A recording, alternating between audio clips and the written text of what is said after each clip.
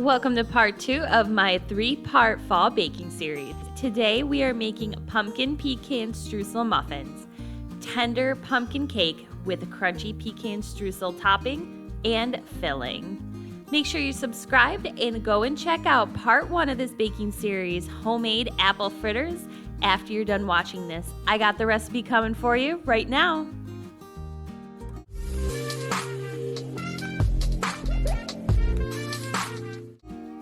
So first things first, we're actually going to start with the streusel topping, and what you need for that is a half a cup of all-purpose flour, half a cup of brown sugar, quarter cup of white sugar, a teaspoon of pumpkin pie spice, and if you don't have that, you can use half a teaspoon of cinnamon, an eighth a teaspoon of each ginger, nutmeg, clove, and we also have half a teaspoon of salt here.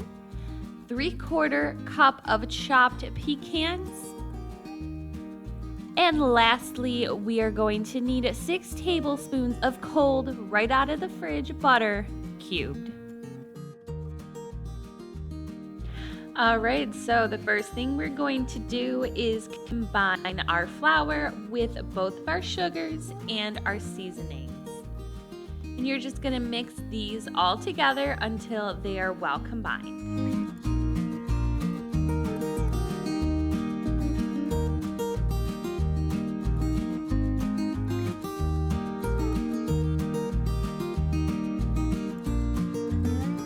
Go ahead and toss in your pecans and mix those together.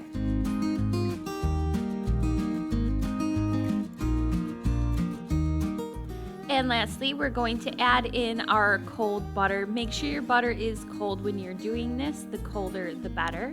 You're going to use your hands or a pastry cutter and start blending your butter into your flour mixture. You want to push the butter into the flour mixture so that your end result is going to be like a wet sand. So keep blending that.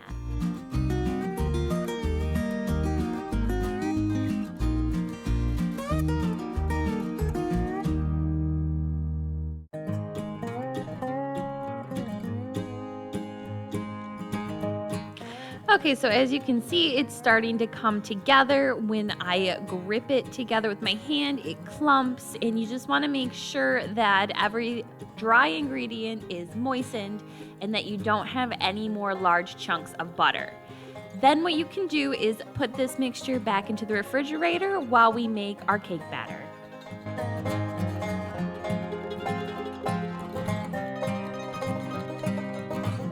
Alright, now the ingredients that we need for our pumpkin cake is going to be 2 cups of flour that we are going to sift, table of pumpkin pie spice.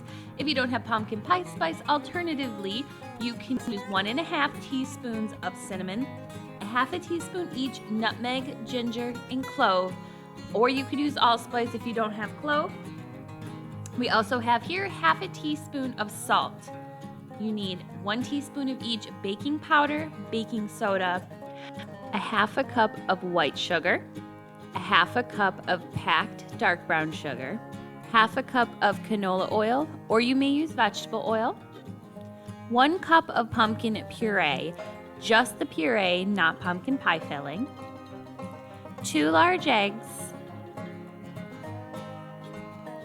a 1/4 cup of milk, any kind.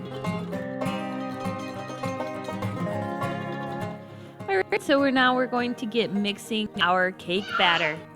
First thing we're going to do is sift together our dry ingredients, so our flour, our spices, our baking powder and baking soda and salt. And then we'll just whisk that all together.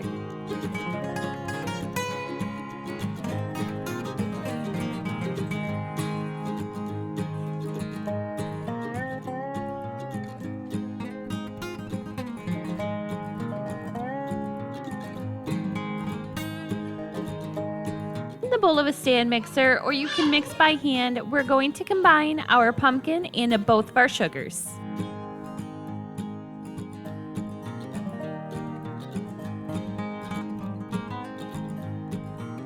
And then on low speed, just mix that together until everything is combined. Don't forget to stop and scrape it. and return it to slow speed.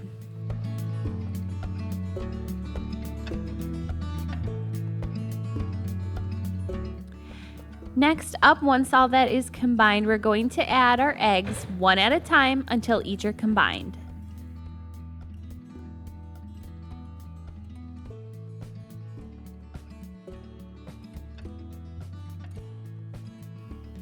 Next then, we're going to add in half of our oil.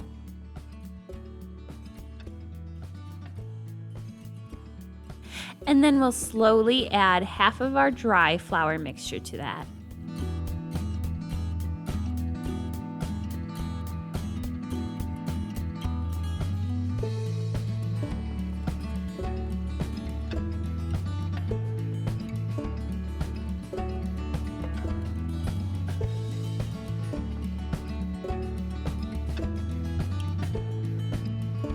And now we're going to alternate once again with the remainder of our oil. This time we're also going to add in our milk, and then we will gradually add in the remaining half of our flour mixture.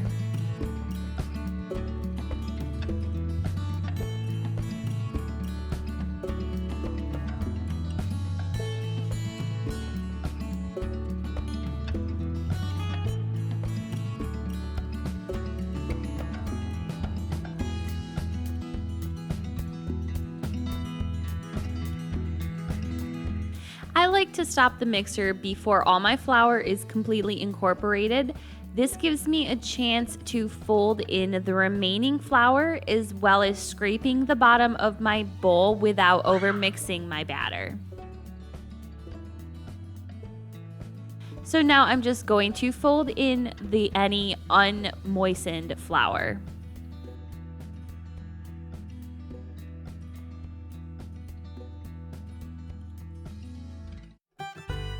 We have here a prepared 12-cup muffin tin lined and sprayed with nonstick cooking spray.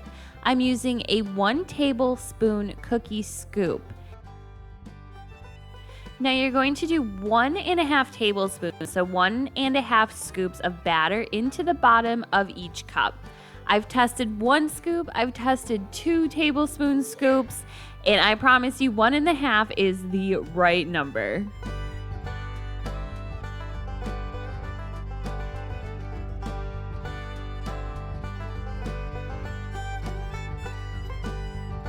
Now you can just moisten 2 fingers, and we're going to just push that out so it covers the entire bottom of the cup.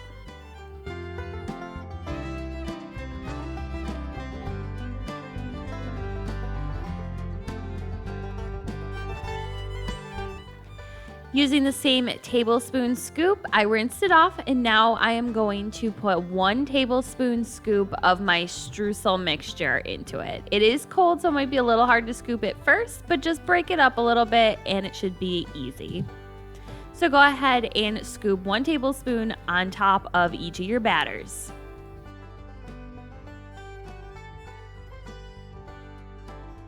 And once you've done that, we're going to alternate once again. This time we're going to do 2 tablespoons on top of our streusel.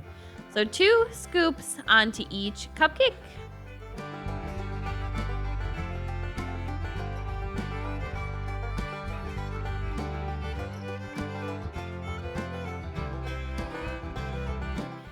Beautiful, and yet again, let's wet those 2 fingers, and we're going to just push our batter out to the edges, covering all that streusel on the top. This way we get that layer in between, kind of like a coffee cake. Alternatively here, you can use a small spatula if you have one, and a spoon might even work as well. Once you've done that, we are going to conclude on the top with 2 tablespoons or 2 scoops of our streusel mixture. So 2 scoops right on top of our batter.